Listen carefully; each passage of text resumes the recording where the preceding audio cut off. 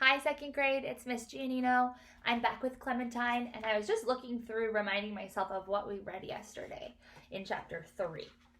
We're going to get into chapter 4 today, but first I thought we would think about what we've already read with Clementine. So in chapter 3, we met Clementine's, or Margaret's mom, and then she kind of was comparing Margaret's mom to her own mom and how different they are. Margaret's mom wears a dress, has a job at a bank. Clementine's mom works at home. She's an artist and wears overalls. And Clementine kind of seemed upset, but then came to realize that her mom is wonderful and unique in her own way. And so we kind of saw the differences there. And then we also talked about we noticed how Clementine is really good at noticing things and observing the world around her. Because she's always paying attention, she says. She's always paying attention. Even though everybody tells her to pay attention, she is paying attention. She's just not necessarily paying attention to what she's supposed to be paying attention to. And then she went to the park and noticed a woman, and she was eating lentils with a toothbrush, even though she had a fork. And so Clementine was noticing that, and then she drew that, and she went home and she ate her lentils with a toothbrush too. And so I think we're noticing that Clementine is kind of a quirky character. That's kind of a word I would use to describe her. She's quirky. She's kind of unusual. She does things in an unusual way. But she's kind of special for doing things in her own way, right? It makes her unique. All right, let's get into chapter 4. Here's the picture. First, I'll let you see that. And it says, "I'd better not go to school today," I told Mom on Wednesday as soon as I woke her up. "I have cracked toes." I put my foot right up on the pillow next to her face so she could see without getting up. This is called being thoughtful. "Nope," she said, without even opening her eyes to see if it was true. "Well, that's not all," I said. "I also have the heartbreak of sore irises." "Nope," she said again. And she still didn't open her eyes.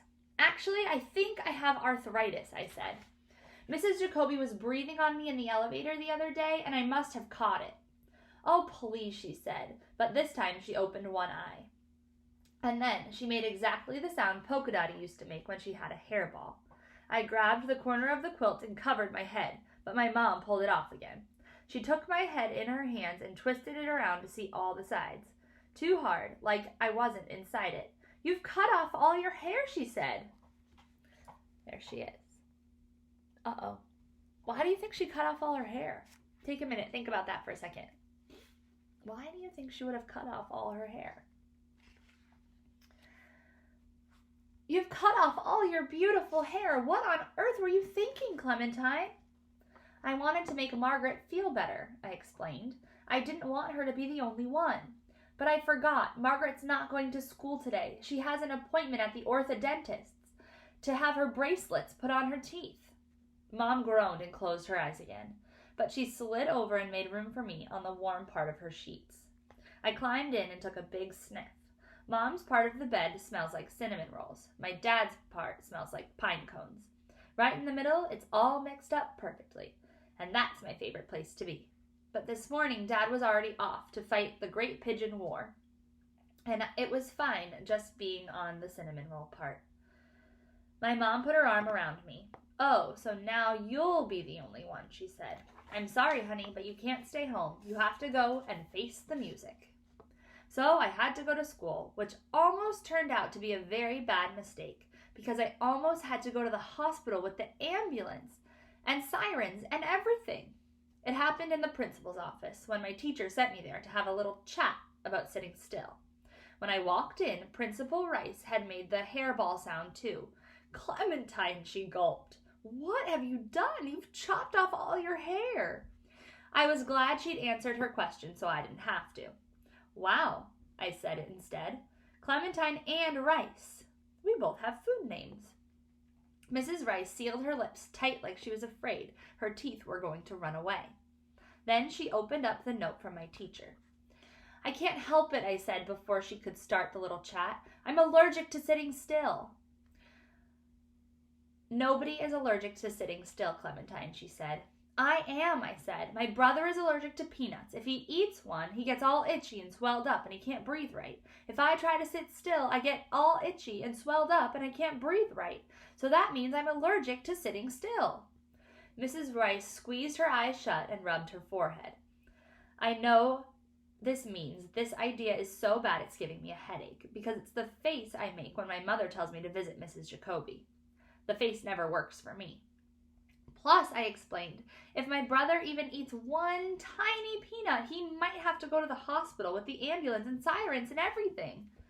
So if I sit still for even 1 minute, I gave my body a little extra jiggle just to stay safe. Stay safe. Phew, I said, that was close. Principal Rice sighed like a leaky balloon. Clementine, do you think when you're in class you could just try to wiggle a little more quietly from now on? I asked my body about this, and it said, sure. So I told Mrs. Rice, sure, I said. Good, she said. Now, as long as you're here, how about we discuss your hair? Thinking about my hair made me think about Margaret. Thinking about Margaret made me remember about her getting bracelets on her teeth.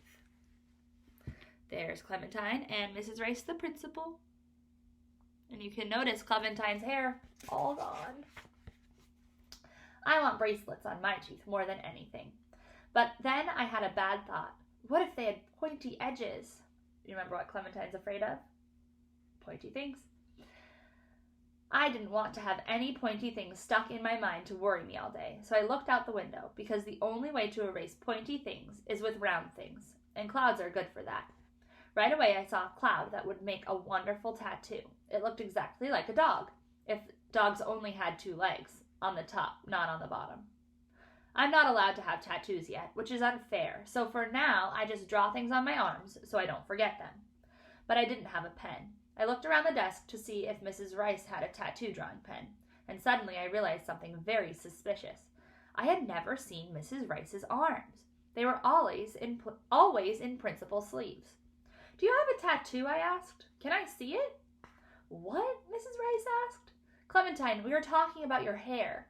That was a long time ago, I reminded her. I added a kind smile, because it's not her fault that she has trouble paying attention. And that is the end of chapter 4 of Clementine. Look out in Google Classroom for a comprehension question and a new vocabulary word. And we will see you next time, probably tomorrow, for chapter 5. Bye!